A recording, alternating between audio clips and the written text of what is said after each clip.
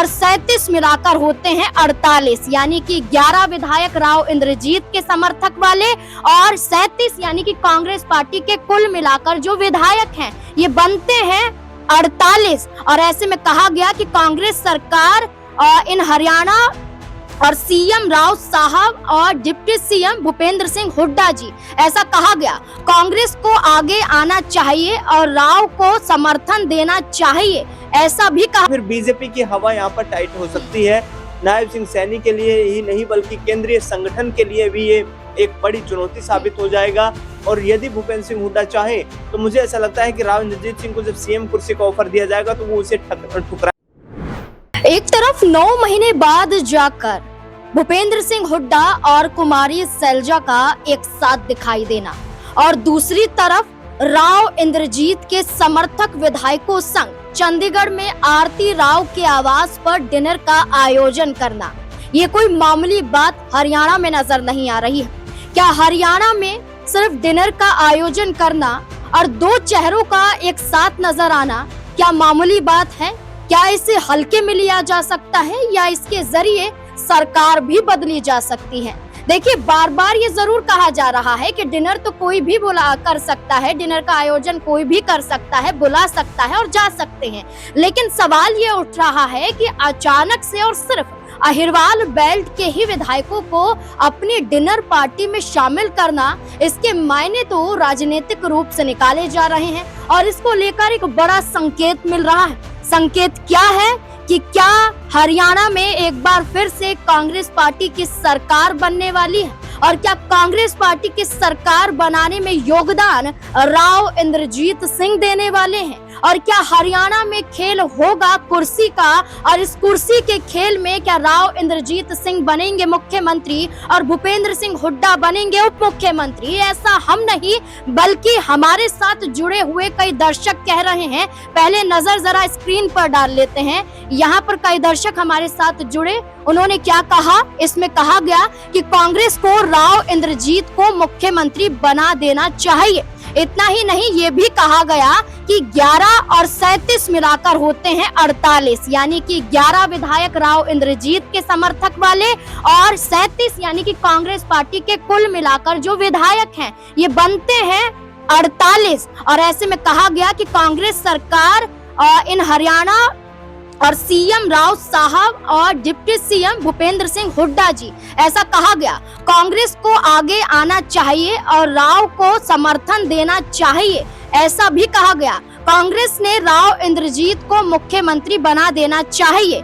BJP ने फंसा के रखा हुआ है, ऐसा यहाँ कहा गया। तमाम जो दर्शक है जो हमारे साथ जुड़े हुए थे उन्होंने साफ शब्दों में सिर्फ ये कहा कि अब राव इंद्रजीत सिंह को बड़ा कदम उठाना ही चाहिए और कांग्रेस को सहयोग देना चाहिए और कांग्रेस की सरकार बनेगी तो फायदा भूपेंद्र सिंह हुड्डा को भी होगा। और संकेत क्यों मिल रहे हैं कि कांग्रेस पार्टी को समर्थन दिया जा रहा है? क्योंकि इनके डिनर आयोजन में, डिनर पार्टी में, रात्रि भोज में, जिसे डिनर डिप्लोमेसी भी कहा जा रहा है, इसमें एक विधायक कांग्रेस की भी शामिल थी जिनका नाम मंजू चौधरी है। और उन्होंने इस डिनर के बाद क्या कहा? उन्होंने खुलकर कहा कि ये केवल गेट टुगेदर था, इसमें कोई राजनीति की चर्चा नहीं हुई। मैं डिनर पार्टी में शामिल हुई थी, राव इंद्रजीत सिंह ने क्षेत्र के विकास की बात अवश्य की थी, लेकिन यही मंजू चौधरी हैं जिन्होंने पिछले चुनाव में यानी कि 2024 के चुनाव में जीत के बाद क्या कहा था और जीत के पहले क्या कहा था, इस पे भी नजर डाल लेते हैं। उन्होंने कहा था कि अहिरवाल में पड़ने वाले नागल चौधरी हलके में साल 2024 में हुए विधानसभा चुनाव में कांग्रेस की मंजू चौधरी ने चौंकाते हुए भाजपा के अभय सिंह यादव को हरा दिया था। ये जीत 2 वजह से हैरान करने वाली थी। एक तो पूरे अहिरवाल में सिर्फ इसी सीट पर कांग्रेस जीती थी, दूसरा प्रचार के दौरान मंजू चौधरी ने कहा था कि साल 2019 के चुनाव की तरह इस बार भी राव इंद्रजीत सिंह उनका साथ देंगे।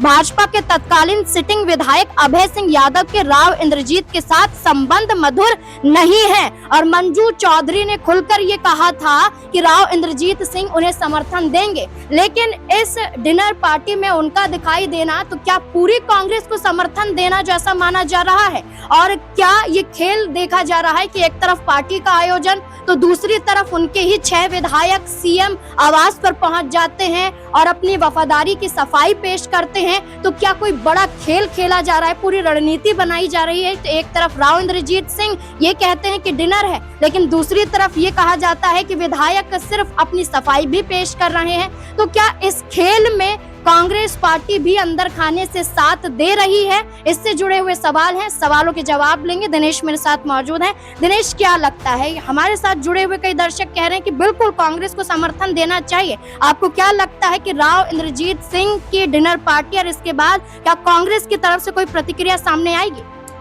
देखिए नाज़मीन, यहाँ पर हरियाणा को देखा जाए तो एक हारी हुई बाजी बीजेपी ने जीती विधानसभा चुनाव में, क्योंकि लोकसभा चुनाव के वक्त पर देखा जाए तो दोनों पार्टियां कांग्रेस और बीजेपी एक साथ आकर के खड़ी हो गई थी और जहां पर वोट शेयर जो था वो कांग्रेस पार्टी का बढ़ा था।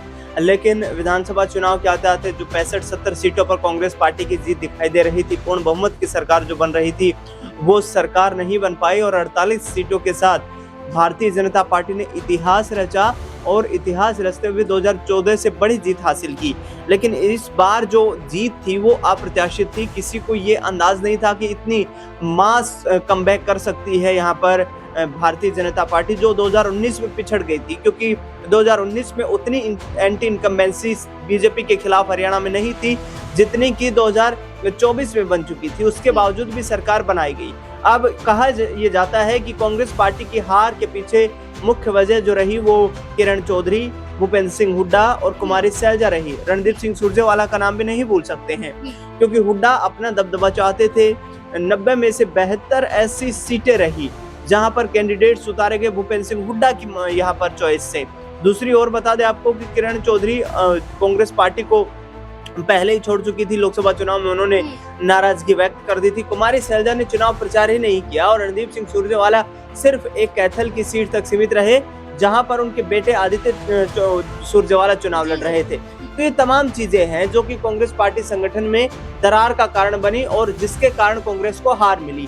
अब आपका सवाल आता है कि क्या कांग्रेस को सपोर्ट करना चाहिए जो ये डिनर डिप्लोमेसी है राव इंद्रजीत सिंह की, इसको इसी के साथ मैं ये जोड़ लेती हूँ, समर्थन या कहें जो दरार पड़ी थी वो दरार अब भर भी तो रही है। हमने एक मंच पर भूपेंद्र सिंह हुड्डा और कुमारी सैलजा को बैठे हुए देखा और राहुल गांधी ने हाथ भी मिलवाए थे। तो क्या ऐसा तो नहीं कि कांग्रेस पार्टी एक तरफ एक साथ आ रही है और दूसरी तरफ राव इंद्रजीत को भी साधने की कोशिश की जा रही है? देखिए नाज़मीन, अब पछताए होत क्या जब चिड़िया चुग गई खेत, क्योंकि जब वक्त था दोनों के एक साथ आने का उस वक्त दोनों एक साथ नहीं आ पाए और कुमारी सैलजा ने वोटिंग से ठीक 2 दिन पहले ये बयान दिया था कि उनकी भूपेंद्र सिंह हुड्डा से 2-2.5 साल से कोई बात ही नहीं हुई है। तो ये एक बड़ा इम्पैक्टफुल पॉइंट था जिसने कांग्रेस पार्टी को नुकसान पहुंचाया। लेकिन आपने कहा कि अब राहुल गांधी की फटकार मान लीजिए इसको, या फिर संगठन को मजबूत करने की उनकी कोशिश समझ लीजिए कि दोनों एक साथ आने को मजबूर हुए हैं। जाहिर तौर पर मुझे ऐसा लगता नहीं है कि भूपेंद्र सिंह हुड्डा कोशिश करेंगे कि वो राव इंद्रजीत सिंह को साधने का प्रयास करें, लेकिन यदि पार्टी का भला चाहते हैं तो फिर ऐसी कोशिशें उन्हें करनी चाहिए, क्योंकि बीजेपी ने भी अलग अलग प्रदेशों में कांग्रेस पार्टी की सरकार को धराशायी किया है। जहां पर 22 विधायकों के साथ एमपी से ज्योतिरादित्य सिंधिया को तोड़ा, तो 20 विधायकों का जो एक गुट बना करके, संगठन बना करके और सचिन पायलट को भी राजस्थान से कांग्रेस पार्टी से अलग करने की कोशिशें की गई। तो ऐसे में अब एक अच्छा चांस है, यहाँ पर कांग्रेस पार्टी के लिए एक अच्छा मौका है कि राव इंद्रजीत को सीएम कुर्सी ऑफर करे, क्योंकि लगता नहीं है कि भूपेंद्र सिंह हुड्डा की अगुवाई में तो कांग्रेस पार्टी हरियाणा में अब इससे ज्यादा वापसी कर पाएगी। लेकिन यदि ऐसा होता है कि यहाँ पर जो सरकार गिर जाती है और 6 महीने के अंतराल में यदि फिर से चुनाव होते हैं तो फिर बीजेपी की हवा यहाँ पर टाइट हो सकती है। नायब सिंह सैनी के लिए ही नहीं बल्कि केंद्रीय संगठन के लिए भी ये एक बड़ी चुनौती साबित हो जाएगा। और यदि भूपेंद्र सिंह हुड्डा चाहे तो मुझे ऐसा लगता है कि राव इंद्रजीत सिंह को जब सीएम कुर्सी का ऑफर दिया जाएगा तो वो उसे ठुकराएंगे नहीं और हरियाणा की राजनीति में एक बड़ा उलटफेर देखने को मिल सकता है। देखिए बिल्कुल ये आसान बात तो नहीं है कि सिर्फ बयान दे दिए या डिनर पार्टी का आयोजन कर दिया, लेकिन इसके मायने तो जरूर निकाले जा रहे हैं और इन मायनों के आधार पर कई राज्यों में सरकार के तहत तख्ता पलट भी हुआ है। चाहे हम मध्य प्रदेश की बात करें, चाहे हम बात सिर्फ हरियाणा की ही करें, क्योंकि हरियाणा में भी जननायक जनता पार्टी और भारतीय जनता पार्टी के बीच में गठबंधन था, मनमुटाव हुआ सीटों को लेकर। जननायक जनता पार्टी ने साथ छोड़ा और भारतीय जनता पार्टी ने निर्दलियों के साथ मिलकर फिर से अपनी सरकार को बनाया। मुख्यमंत्री नयाब सिंह सैनी बने, दोबारा चुनाव 2023 में विधानसभा के हुए और नयाब सिंह सैनी मुख्यमंत्री बने। लेकिन क्या अब राव इंद्रजीत सिंह एक बार फिर से हरियाणा में कोई बड़ा खेल खेलने वाले हैं और क्या भारतीय जनता पार्टी की सरकार गिरकर रहेगी? आपको क्या लगता है इस पूरे मुद्दे को लेकर? अपनी राय कमेंट सेक्शन में जरूर दें। देखते रहे SPN9 न्यूज। धन्यवाद।